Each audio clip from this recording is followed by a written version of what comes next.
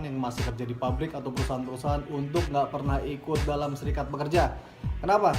Karena serikat pekerja itu cuma buat orang-orang yang punya nyali lebih. Kenapa sih perusahaan masih banyak yang anti banget sama serikat pekerja?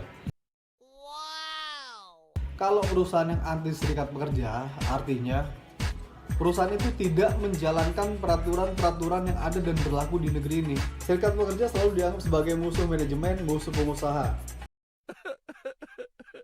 Kenapa dianggap seperti itu? Ya mungkin perusahaan tersebut masih belum melakukan kebijakan-kebijakan dalam perusahaannya sesuai dengan peraturan-peraturan yang ada dan berlaku di negeri ini.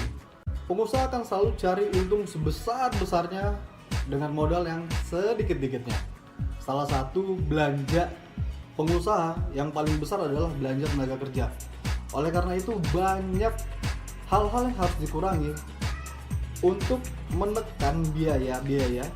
Ada beberapa hal yang mungkin dilakukan oleh pengusaha untuk menghalang-halangi pergerakan serikat pekerja, antara lain pemutusan hubungan kerja, pemberhentian sementara, tidak membayarkan upah, melakukan mutasi, dan hal-hal lainnya yang mungkin untuk menghalang-halangi pergerakan serikat pekerja atau menakut-nakuti anggota, bahkan pengurus-pengurus serikat pekerja dalam satu perusahaan tersebut.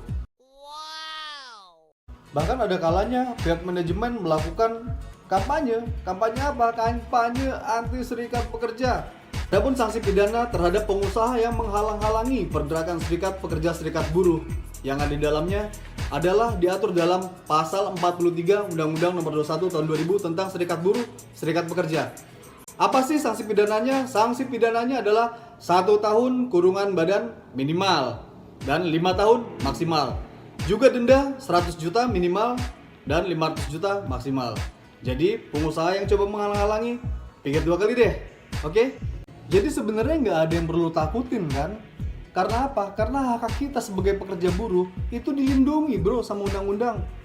Kenapa harus takut bikin serikat pekerja? Kenapa harus takut menuntut hak-hak normatif kita? Nggak ada alasan buat kita takut lagi mulai saat ini. Ingat, semua perusahaan, semua pengusaha yang berusaha di Indonesia harus tunduk, taat, dan patuh terhadap peraturan-peraturan yang ada di negeri ini.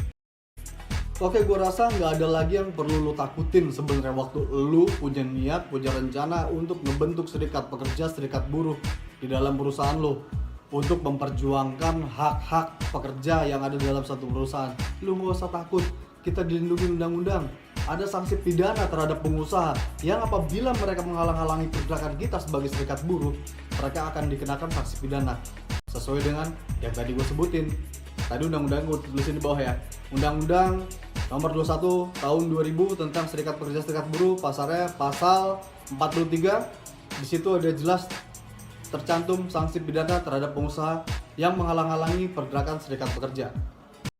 Oke, dalam kesempatan kali ini gue mau ngajak untuk lebih kritis, untuk lebih aktif, untuk tidak titip nasib doang, untuk berjuang bersama kita, melakukan perjuangan-perjuangan melalui pergerakan-pergerakan serikat buruh, serikat pekerja untuk memperjuangkan hak-hak kita sebagai buruh, untuk memperjuangkan kesejahteraan kita, untuk anak cucu kita, untuk keluarga kita. Oke, kalau video ini bermanfaat, lu like, subscribe, and share.